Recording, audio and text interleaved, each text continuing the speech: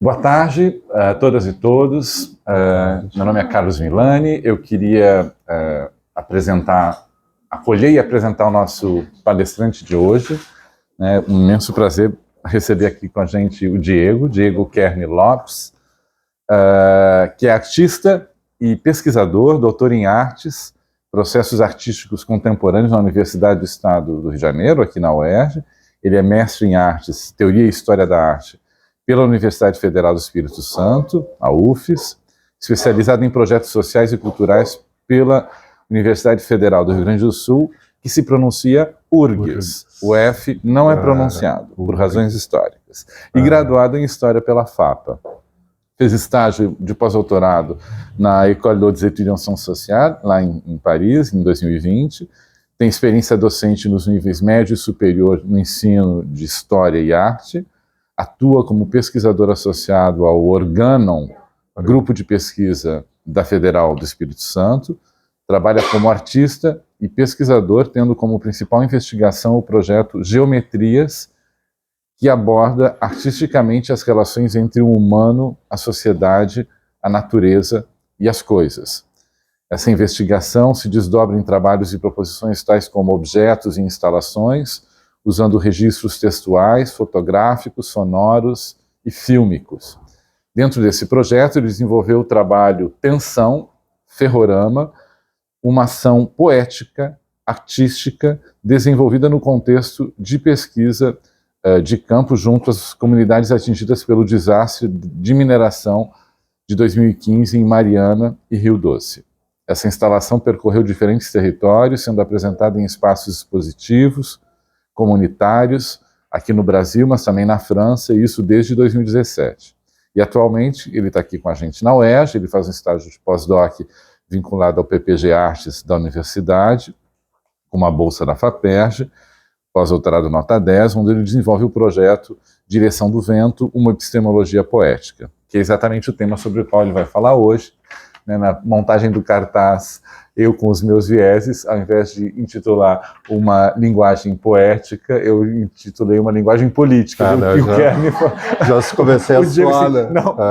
Carlos, eu entendo que você tem errado, mas é poética. Então, a palestra é sua, Diego, bem-vindo. Vai ser um prazer a gente dialogar com você. Muito obrigado. Bom, boa tarde a todas, todos. Queria agradecer o convite, né, o gentil convite do professor Carlos Milani. Também agradecer aos membros aqui do Observatório, né, todos os presentes. Como o professor falou, meu nome é Diego, eu sou artista, mas também desenvolvo esse trabalho na academia como pesquisador.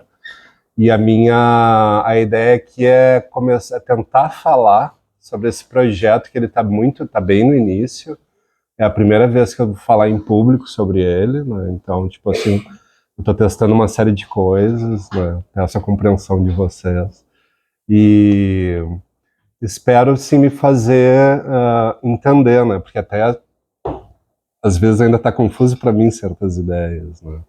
Mas eu decidi, para pontuar algumas coisas, eu fiz um pequeno textinho, né, para situar alguns conceitos, algumas coisas que eu estou pesquisando, e depois eu vou apresentar por onde anda o trabalho, como ele está se materializando por agora, né, e como foi falado, depois a gente abre para uma conversa, para um bate-papo, né, eu também tenho várias perguntas para vocês, assim, para aprender um pouco. Então vou botar aqui. Esse aqui eu trouxe, depois a gente pode falar, isso aqui é um outro momento, mas onde a gente está, a gente vai começar agora. Eu vou deixar essas imagens rolando, são trabalhos de vários períodos, de vários artistas, de várias nacionalidades, mas que vão sustentando um pouco assim o que eu estou falando. Então, felizmente, a arte é um espaço cuja definição é ampla.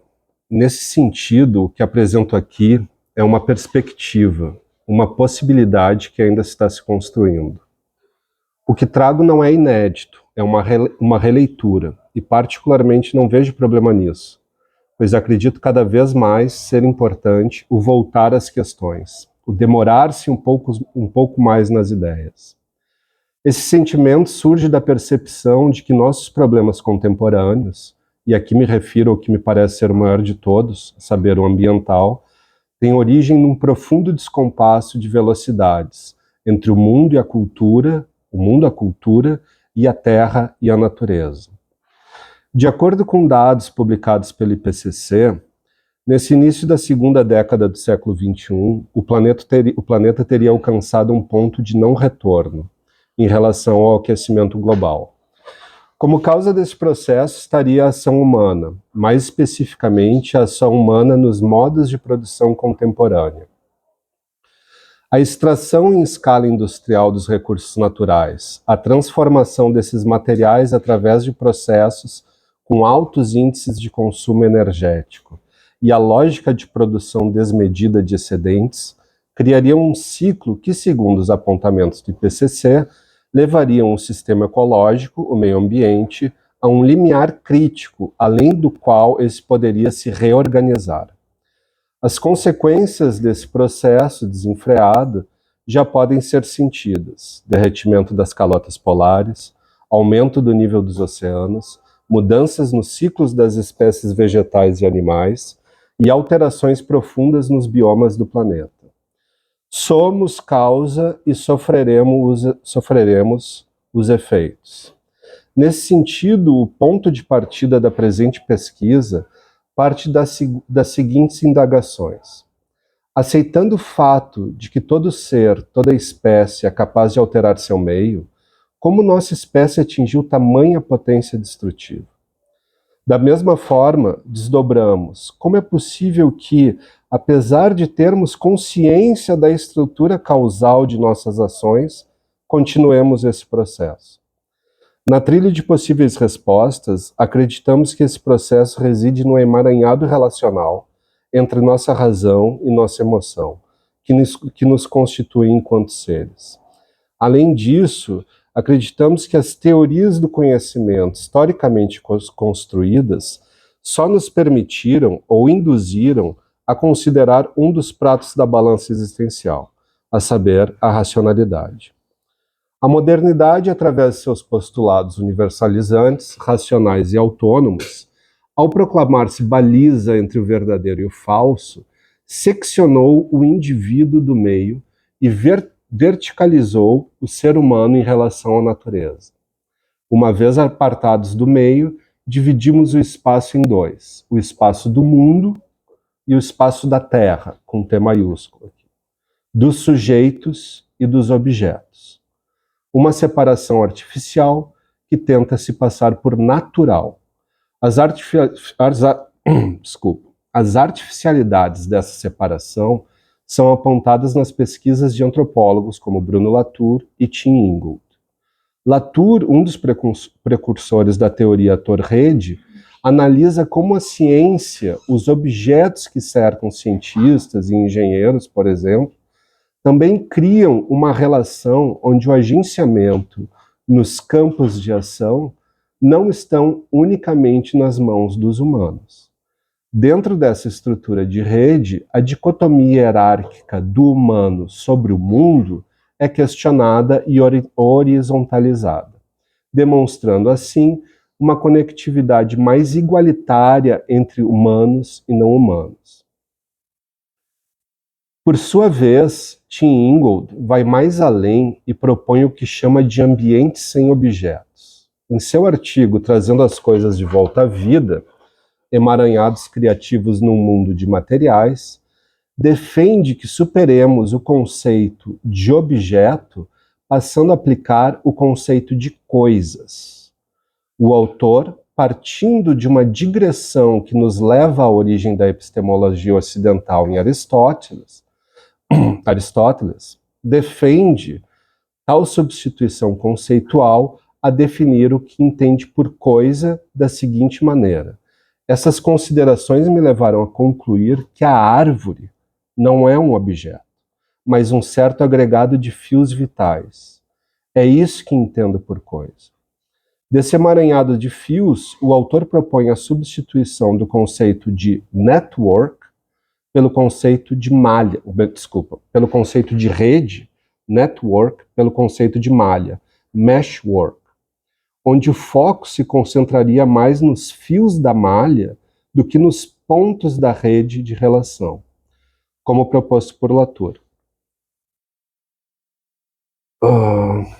E aqui merece destaque Latour, em seu artigo Alguns Experimentos em Arte Política, de 2011, discorre sobre o trabalho do artista Thomas Saraceno, Galáxias, formando-se ao longo dos fios como gotículas ao longo das costas de uma teia de aranha, de 2009, indicando uma direção no sentido de Ingold.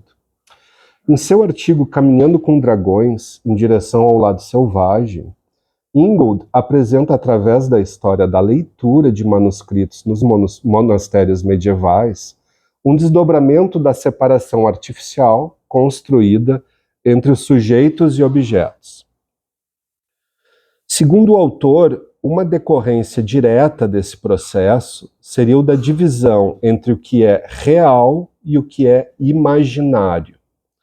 De acordo com sua análise, a introdução da separação entre as palavras no texto escrito fez com que a leitura, que era oral, se tornasse mental. Essa pequena mudança fez com que o leitor interrompesse o ciclo que partia dos signos impressos, dos signos impressos na página, passando ao meio através da vibração do ar pela voz, e retornava, através dessa mesma vibração do ar, aos seus ouvidos. Esse ciclo tinha como objetivo permitir que parte da natureza da palavra, a existência falada dela, encontrasse o meio, o ambiente e retornasse viva ao leitor, dando, naquela percepção, mais atualidade e sentido. Para esses leitores orais, ler era trilhar, andar e descobrir possibilidades. Ao ler em voz alta, misturavam-se Ao ler em voz alta, misturavam-se ao meio escutando, de fato, os conselhos daqueles que escreveram. Dedicavam-se a escutar as vozes das páginas. Com a introdução da leitura mental, fisicamente silenciosa, isso se perdeu e foi arquivado e indexado pela força aparentemente inexorável da modernidade sob a etiqueta de imaginário. Dito isso, o que nos parece problemático não é tanto a indexação sob a etiqueta do imaginário, mas sim a separação, o arquivamento da imaginação em relação ao real. A história da ciência nos revela o quão problemático é essa separação. Por exemplo, no caso do químico alemão Friedrich von Stratins, que em 1865 escreve em seu diário que o desenvolvimento da estrutura da molécula do benzeno ocorreu após um sonho que teve de uma cobra que mordia a própria cauda. Nesse sentido, os escritos de Marcel Duchamp podem nos indicar caminhos sobre as relações entre esses campos reais e imaginários, que foram e são artificialmente separados. Em seu texto, O Ato Criador, Duchamp aponta que a manifestação poética de um trabalho artístico se dá a partir de um jogo de intenções, acasos, resistências e comunicação na relação entre o artista, o trabalho e o público receptor ou participador. Ou seja, sempre existem elementos que foram planejados e não se manifestam, e elementos que não foram planejados e se manifestam. Retomando a ideia das linhas de Ingold, poderíamos pensar que a arte, que a poética, se manifesta quando conseguimos perceber elementos reais, a tinta, o som, o corpo, a performance, a palavra, e somos capazes de imaginar as linhas que formam a malha de conexão e desconexão do que nos é apresentado como o mundo e com a Terra. Duchamp vai mais além e num livro intitulado Notas, organizado por Paul Matisse, e ainda sem tradução para o português, nos apresenta uma coleção de notas produzidas ao longo de sua vida, tentando identificar, mas não definir, o que chamou de inframinces, ou na tradução, os infrafinos. De acordo com os artistas, os infrafinos seriam elementos quase etéreos, mas existentes, que se dão no mundo e podem ser apreendidos de forma poética. Sendo assim, o presente projeto pretende, a partir da emergência e urgência das mudanças climáticas, cuja causa se encontra na instituição de um modelo epistemológico que separa sujeitos de objetos, propor uma epistemologia poética que investigue, através de trabalhos artísticos, as possibilidades de pensar relações horizontais entre os seres e ambientes. Então é só isso. Mas, bem, mas então é isso que eu quis falar, assim, é um projeto que está recém começando, né? Eu leio e releio, às vezes, assim, eu só tô me propondo a tentar fazer uma epistemologia, né? Só isso. E, não, mas o nome parece pomposo, mas é bem mais simples. A ideia, eu acho que eu trouxe esses trabalhos de vários artistas, porque é uma ideia que há muito tempo já vem sendo feita, só que a gente, às vezes, desconhece alguns desses trabalhos ou alguma dessas questões, né? E antes de falar um pouquinho daí de cada um deles e chegar no nosso trabalho, né, o ponto aqui era tentar só, nesse texto e no projeto, começar a organizar um pouco, né? Então, a gente tem autores, né, antropólogos, no caso, que eu estou me propondo a estudar, né, conversando bastante aprendendo, assim, já me falaram, o Tim Ingold é legal, mas tem o... Como é que é o nome agora? Eu me esqueci. O Roy Wagner, que é melhor, não sei, mas no meu nível ainda o Tim Ingold está excelente. Eu acho que é um cara com quem eu estou conseguindo me comunicar muito bem, né? E eu acho que ele faz uma exposição muito boa dessa quebra dessa relação entre sujeitos e objetos, entre essa epistemologia que nos é ensinado, né? Na outra mão, né, tem esse artista que há muito eu estudo e gosto, que é o Marcel Duchamp, né, que é um revolucionário, ele é visto também como artista, mas talvez um dos maiores pensadores, do meu humilde ponto de vista, sobre a arte moderna e contemporânea a partir do século XX, né, que através desses livros ele vai introduzindo esses elementos que, criar um conceito que não pode ser conceitualizado, infrafino, mas que pode ser percebido, né, de forma poética, é uma super... eu não digo organização, mas cria um grupo muito interessante para a gente trabalhar. E o terceiro ponto é essa percepção, acredito que aqui todos, né, inclusive o observatório, com o qual eu pretendo aprender bastante, dessa questão das mudanças climáticas, né? Elas não são mais, né, uma possibilidade, não são mais um talvez, um se, né? Já são um fato, né? E aqui, então, falando um pouco só desses... aqui eu queria destacar esse trabalho aqui, que é um dos primeiros, assim, tipo, e aqui daí dentro desse projeto de pós-doutorado, assim, ele tem digamos assim, três braços iniciais, né? Um é a criação de um banco de dados, onde vai se reunindo esses artistas, né? Que depois, bom, voltando assim, esse projeto ele se pretende ser algo no final totalmente público, né? Totalmente de direitos comuns, totalmente compartilhável e totalmente, como hoje tem nos códigos, assim, tu lança um código de programação, outro cara vai lá e pode botar em cima e ampliando, melhorando, né? Então, esse é um dos pontos, né? É o banco de dados que eu estou começando a organizar dentro dessa linha. E daí, esse é um trabalho que eu tenho muito apreço, até emocional, afetivo, né?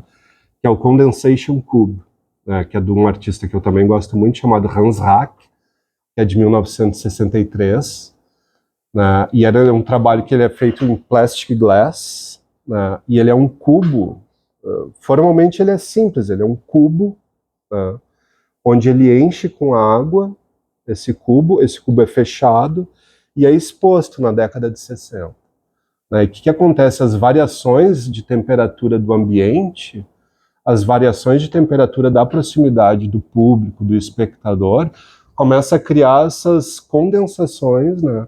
Como se tivesse um outro ciclo ali dentro, ou melhor, como se tivesse, não, tem um outro ciclo ali dentro de partículas ambiental, um outro ciclo ecológico, né, que vai criando essas condensações e esses desenhos.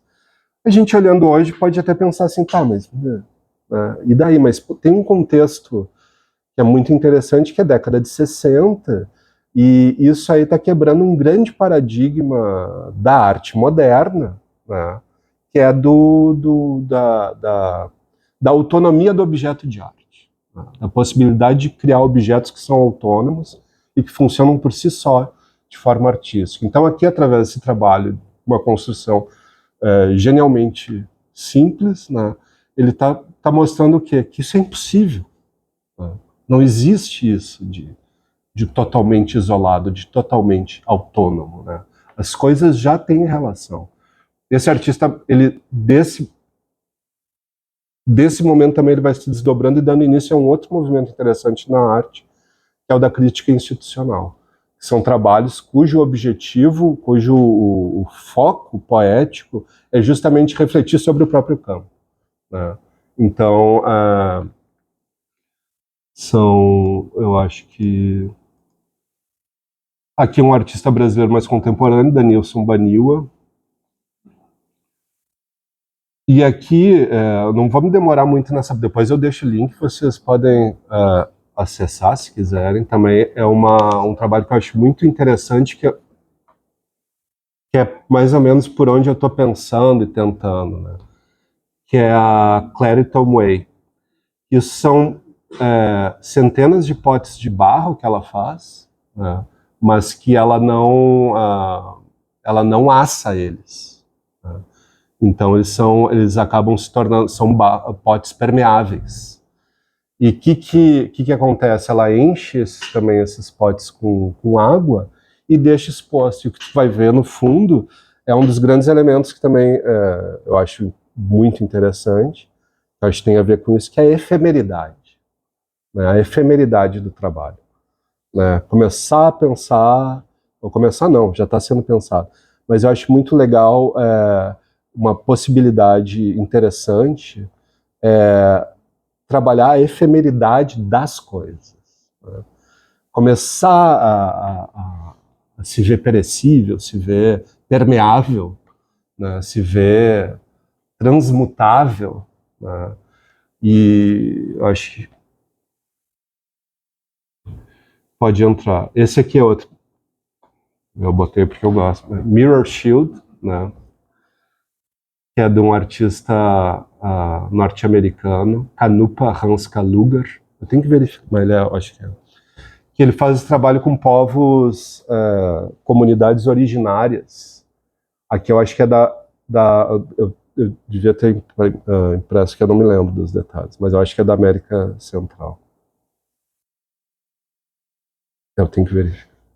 Mas o que consiste o trabalho? Na construção são comunidades que estão sendo atingidas invariavelmente por grandes empreendimentos, e esses grandes empreendimentos nesses locais geralmente têm impactos ambientais violentos e irreversíveis, e aqui ele usa essa estratégia de criar escudos de espelho. Né? E quando chegam as forças policiais ou de segurança para agir contra essas comunidades, uma possibilidade é que o escudo seja refletir a imagem do próprio agressor que está vindo, reapresentar esse sistema. Né? Então, ou seja, aqui são trabalhos que esse cara é lá do Rio Grande do Sul, Antônio Augusto Bueno, E aqui Ana Maria Maiolino, que é um trabalho da década de 70, mas eu acho que isso aqui é uma montagem depois, posterior, chama-se Arroz e Feijão, né? Que é outra coisa interessante, que é trabalhar, começar talvez assim, por que não pensar a planta como algum tipo de escultura, né? Já que a gente está trabalhando com a escultura, é isso, se a gente for pegando desde a parte clássica, assim, né? É adição, subtração, manipulação, né? Vazio, né? Matéria, vazio. E por que não, até num anti-bonsai, né, que o bonsai tu ainda imprime uma imagética tua na planta, né? Aqui não, tu vai trabalhando junto, por que não pensar essa construção assim, de uma, nem paisagem, né? Não seria nem uma paisagem, mas de desenvolvimento da matéria, da energia. Agora, então, indo mais pro meu, fazendo a minha propaganda, né, que eu já falei dos outros artistas, é super simples. Mas quando é que começa o meu turning point, né? o meu tipping point, meu ponto de não retorno, né? Dessas questões. Até então, até 2018, eu estava basicamente como um artista. E aqui eu falo palestra, eu me assusto quando vejo essas falas. Eu tô pensando mais um relato de experiência, assim, daí fica mais do meu. Mas até aqui eu era, ainda só, mas basicamente assim meu trabalho se desenvolvia muito no ateliê, no estúdio, na oficina. Né? Era aqui que estavam minhas questões. A partir de 2018 eu me vi numa situação que, em função da minha esposa, a gente estava em outro país, em outra cidade, e eu estava sem meus materiais todos, né? E ao mesmo tempo eu tinha que acabar minha tese de doutorado. Né? Mas, né, não é que assim, tipo, é por isso que eu cheguei aqui, né? Por isso que eu tô aqui. Não. Eu já tinha começado, de certa forma, indoor, um processo de desmaterialização, de esvaziamento dos objetos que eu estava trabalhando. Né? E comecei a pensar mais essa questão dessas coleções e de ver mais, tentar ver mais o espaço como essa área de trabalho. E principalmente, assim, dessas relações da efemeridade do objeto, que estava cada vez mais me interessando, começar a pensar na efemeridade mesmo, na efemeridade. Por que a efemeridade é tão, sei lá, na própria sociedade ocidental, por que a gente tem tanto problema para falar sobre a morte, a nossa morte, o nosso fim, a nossa... Por que a gente nunca, né, a gente tem, não é... Então, entrando nesses elementos, eu comecei a fazer uma pequena coleção, e aqui eu trouxe fotos dos chamados das frestas, dos buracos e das rachaduras. Né, onde eu estava tentando ver que, pô, existem forças que estão em embate. De um lado tem a minha força, eu, ser humano, fazendo cubos, paralelepípedos, retas, né, tentando cada vez achar materiais que durem mais, que durem para sempre, que tenham daí também toda uma abrangência econômica, social, e do outro lado eu estava vendo esse tipo de coisa, tem uma outra força que subjaz, que é anterior a tudo isso, né, que eu estou tentando implementar, e eu estou dizendo nós, né, assim, tipo, nós, né, mergulhados nesse... Né, que vem, que racha, que vai vencer em última análise. E daí é quase, às vezes, um pensamento... É a hora de se unir, né? A gente, pô, se a gente for entrar numa guerra, a gente vai perder. Mas comecei a fazer essa coletânea, assim, de elementos que eu ia vendo, assim, perdidos no cotidiano, na cidade, né? A corrosão, a decomposição, o buraco, onde a vida... e daí a beleza mesmo. Assim, daí como a vida eclode, né? Como a vida vem, né, nos lugares que tu menos espera, imagina. E aqui não era, né, era em outro país, mas no Brasil eu deixo a dica, assim, eu tô cada vez mais fascinado pelo mamoeiro. Né? Pelo menos daí eu lembrei em Vitória, o mamoeiro, do mamão. O mamoeiro, pessoal fala que a barata resistiria a tudo, né? Eu tô cada vez achando que se tiver uma hecatombe, é o mamoeiro que resiste. Porque tu pode olhar em qualquer teto, qualquer prédio. Eu tenho quase certeza, dá para apostar, assim, se tu tiver um prédio abandonado, dependendo da região, se tu olhar com cuidado, tu vai achar um pé de mamão ali. De algum jeito, eu não sei como é que vai, e cresce e vira uma árvore da fruta, né? Então é essa. Então essa potência, né, começou a chegar. Disso, né, isso está tudo junto, né? Eu estou, obviamente, fazendo aqui uma fala que parece cronológica, mas está tudo misturado, né? Assim, essa cronologia só para ficar inteligível, minimamente inteligível.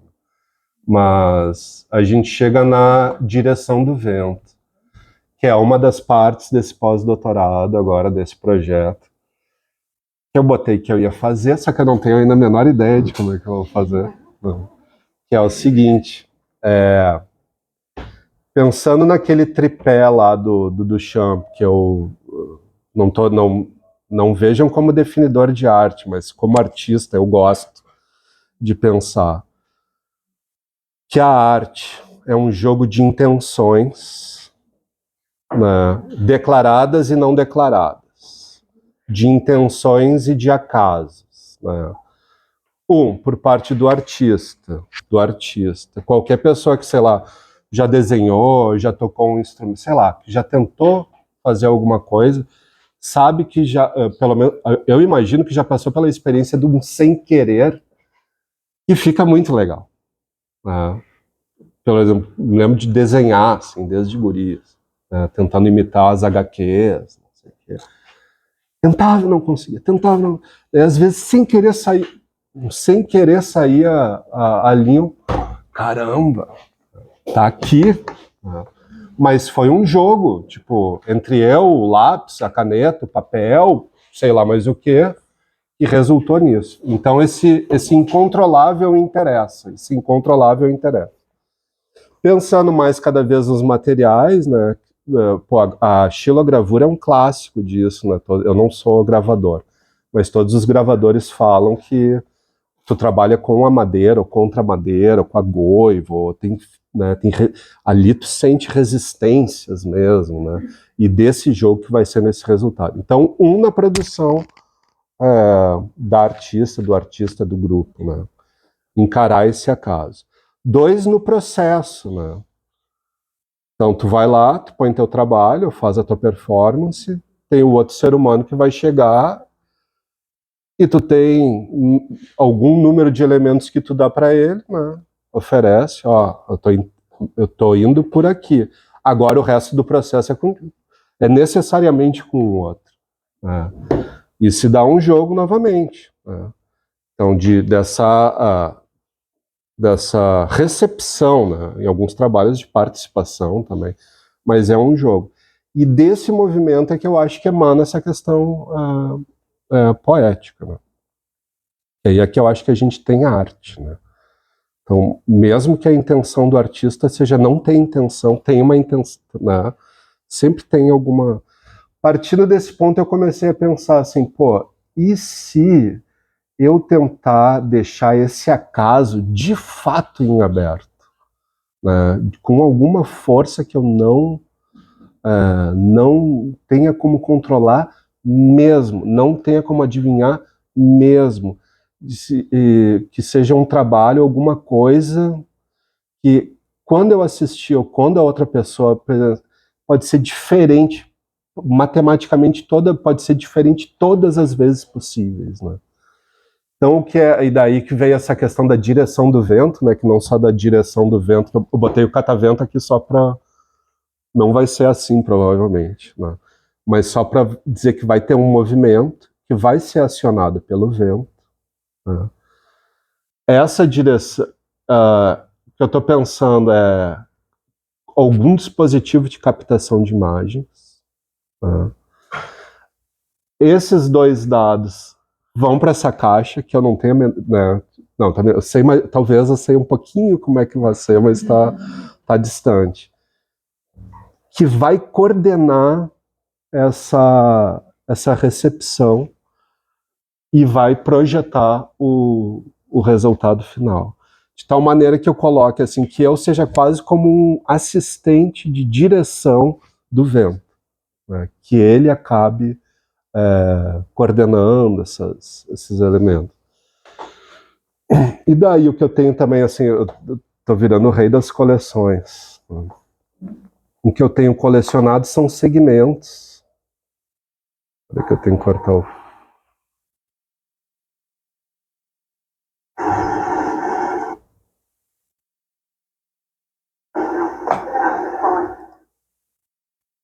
Então eu estou fazendo essa coleção de segmentos, assim, de movimentos do vento, né?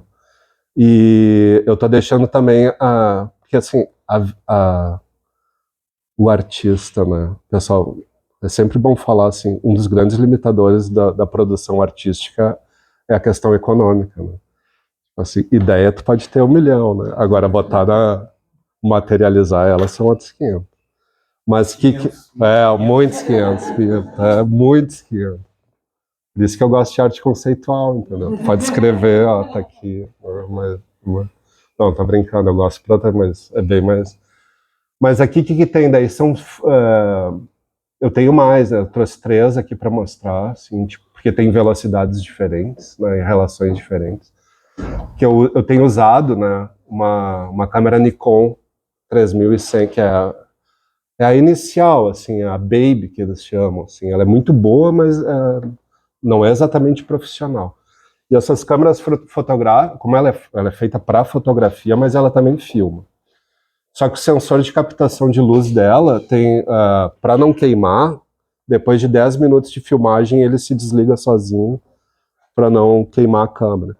Então eu pensei, pô, vou fazer, essa vai ser o meu limitador material, técnico e econômico, vai ser o meu limitador de takes, né? Então eu tenho montado esses takes de 10 minutos, assim, onde eu acho, onde eu cato. E a ideia, assim, e é isso que eu falei desde o início, né? Eu não vou mentir, eu não sei como é que vai ser ainda, né? Os trabalhos finais, o trabalho final. Não sei se vai ser tudo isso ao mesmo tempo, se vai ser separado, se vai ser online, se vai ser live, né? Ou se vai ser mas a ideia é mais ou menos essa é a tal da epistemologia poética que eu tô tentar fazer construções que cada vez que a gente, na verdade, que a gente consiga aprender, mas não aprender num sentido racional, erudito, intelectual, que desenvolve em axioma, mas, sei lá, um dos pontos da arte, assim, né, que eu acho que só a arte pode fazer, às vezes, tocar em certos elementos que um artigo não vai mudar, uma conversa não vai mudar, uma comida não vai mudar, e deixar em aberto, né, botar essa... No caso aqui eu escolhi o vento, mas podem ter outros elementos, né. E acho que é isso, pessoal. Não quero tomar mais o tempo de vocês. Eu que agradeço.